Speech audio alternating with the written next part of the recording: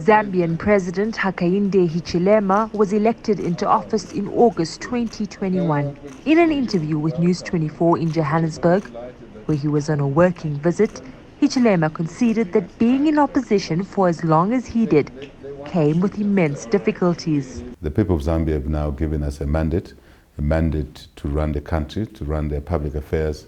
And the reason they've given us that mandate, by and large, is to deliver a different way of running the country, obviously a better way of running the country, so we can deliver opportunities for them in their diversity, for school-going kids to be able to go to school.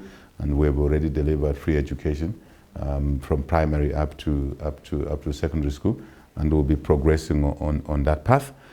For many other people, many component segments of our population, they have different needs, and we're working to deliver those needs as desired by the electors. Hichilema's political victory came at a challenging time for the Copperbelt country. Zambia became the continent's first pandemic-era sovereign default in November, after failing to keep up with its international debt payments.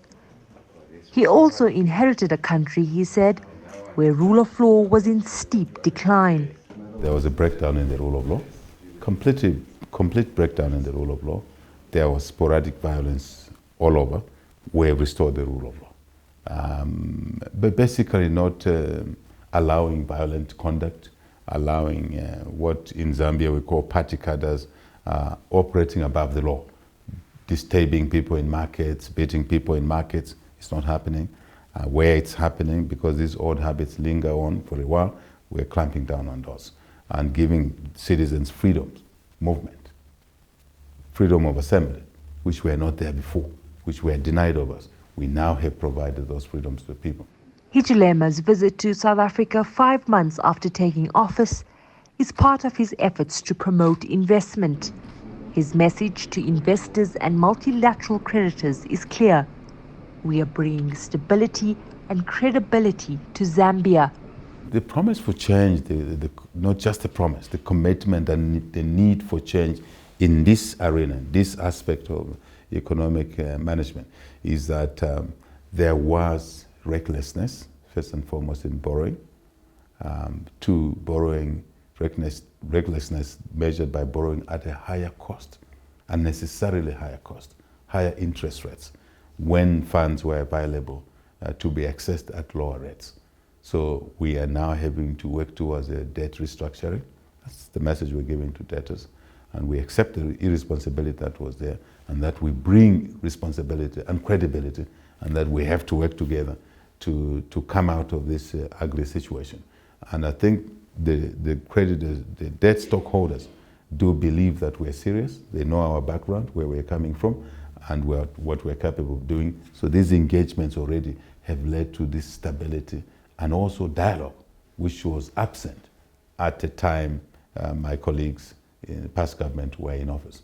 This dialogue is now being restored, and constructive and innovative ways of finding solutions to the debt situation are being put in place. I'm sure you are aware that we basically entered into an arrangement with multilateral organizations, and some of them, that brings this stability and then credibility, which we are now working with going forward. And the confidence has returned to our country that we can construct a solution that will lead to the country meeting its obligations, one. But two, more important, the country to grow economically. Then it can sustain service of any obligations. It can also be able to offer new opportunities for capital providers in our quest to develop the economy in various sectors: mining, agriculture, tourism, value addition. So this is extremely important.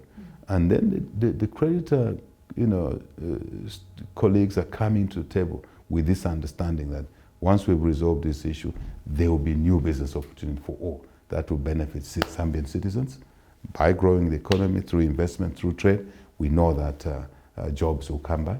We know that we'll be able to raise resources for education to support our policies for education for all.